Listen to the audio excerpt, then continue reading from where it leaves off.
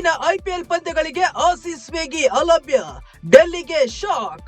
ಹೌದು, ಭಾರತ ಪಾಕ್ ಸಂಘರ್ಷದ ಕಾರಣ ಐಪಿಎಲ್ ಟೂರ್ನಿಗೆ ಒಂದು ವಾರ ಬಿಡುವು ನೀಡಿದ್ದ ಸಂದರ್ಭದಲ್ಲಿ ಬಹುತೇಕ ವಿದೇಶಿ ಆಟಗಾರರು ತಮ್ಮ ತವರಿಗೆ ಮರಳಿದ್ದರು.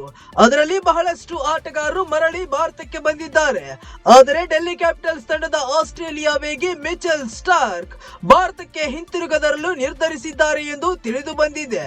ಹೀಗಾಗಿ ಡೆಲ್ಲಿ ಕ್ಯಾಪಿಟಲ್ಸ್ ಉಳಿದ ಪಂದ್ಯಗಳಲ್ಲಿ ಸ್ಟಾರ್ಕ್ ಇಲ್ಲದೆ ಆಡಲಿದೆ ಎನ್ನಲಾಗಿದೆ. ಸ್ಟಾರ್ಕ್ ದೆಹಲಿ ಪರ ಅತಿ ಹೆಚ್ಚು ವಿಕೆಟ್ ಪಡೆದ ಬೌಲರ್ ಎನಿಸಿಕೊಂಡಿದ್ರು. ಆಡಿದ 11 ಪಂದ್ಯಗಳಲ್ಲಿ 14 ವಿಕೆಟ್ಗಳನ್ನ ಕಬಳಿಸಿದ್ರು. ಸ್ಟಾರ್ಕ್ ಸೇವೆ ಕಳೆದುಕೊಂಡಿರುವುದು ಡೆಲ್ಲಿಗೆ ಭಾರಿ ಹೊಡೆತ ಬಿದ್ದಿದೆ. ಸದ್ಯ ಡೆಲ್ಲಿ ಕ್ಯಾಪಿಟಲ್ಸ್ ತಂಡ 5ನೇ ಸ್ಥಾನದಲ್ಲಿದೆ.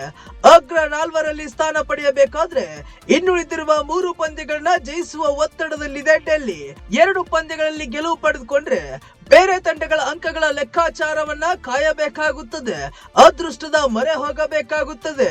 2ರಲ್ಲಿ ಸೋತ್ರೆ ನಾಕ್ಔಟ್ ಬಾಗಿಲು ಮುಚ್ಚಲಿದೆ.